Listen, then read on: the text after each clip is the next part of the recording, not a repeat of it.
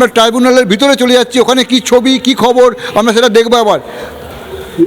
The very pertinent portions of the judgment, one by one.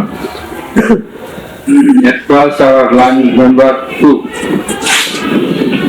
We will read out a portion of the judgment, commencing from origin and object of the tribunal শুরু হয়েছে, to the decision of the tribunal. ওখানে বসে আছেন প্রত্যেকেই আইনজীবী, প্রায় অধিকাংশই আইনজীবীর পোশাকে বসে আছেন। এবং যেটা সব থেকে হাস্যকর বিষয়, ওনার হয়ে শেখ হাসিনার হয়ে যারা আইন লড়ছেন সেই দুইজন আইনজীবীর মধ্যে তারা 15 থেকে 20 দিন আগে অবধিও নিজেরাও হাসিনার ফাঁসি চেয়েছেন। মানে আমি যেটা বারবার বলছি, এটা একটা গোটাটাই প্রহসন। কি প্রহসন হচ্ছে? যে উকিলরা কোর্টে গিয়ে আদালতে গিয়ে বলবে, হে জজ সাহেব, মহামান্য জজ সাহেব, আমরা হাসিনার ফাঁসি চাই, এটা হচ্ছে সরকার পক্ষ।